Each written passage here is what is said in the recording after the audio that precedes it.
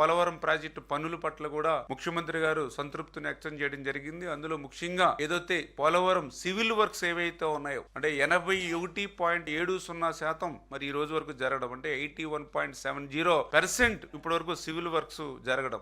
గత 5 సంవత్సరాల వైసీపీ పాలనలో కేవలం 3% మాత్రమే పనులు జరిగాయి. మరి ఈ రోజు మేము 11 నెలలు అయింది అధికారంలోకి వచ్చి, దగ్గర దగ్గర 6% పనులు, 11 నెలల్లోనే 6% పనులు ఇవాళ సివిల్ వర్క్స్ జరిగాయి. ఇప్పటి వరకు 81.70% సివిల్ వర్క్స్ జరగడం మరి సంతృప్తి వ్యక్తం చేయడం జరిగింది. అదేవిధంగా ఏదైతే డయాఫ్రమ్ వాల్ మీ అందరికీ తెలుసు, ఏదైతే ఆ రోజు మరి 18 నెలలు శ్రమించి నిర్మాణం చేసినటువంటి డయాఫ్రమ్ వాల్ మరి గత ప్రభుత్వం విధ్వంసానికి బలైపోయినటువంటి పరిస్థితి మనందరం కూడా చూసాం. మరి అటువంటి డయాఫ్రమ్ వాల్ మళ్ళీ నూతనంగా ఈవేళ నిర్మాణం ప్రారంభించి మరి ఈ యొక్క 10 నెలల కాలంలోనే 26% డయాఫ్రమ్ వాల్ పనులు పూర్తవడం జరిగింది.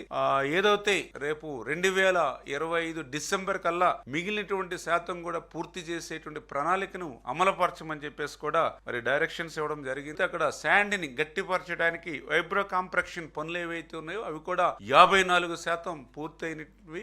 ఏదైతే నవంబర్ లో కల్లా మిగిలినటువంటి శాతం కూడా పూర్తి చేసి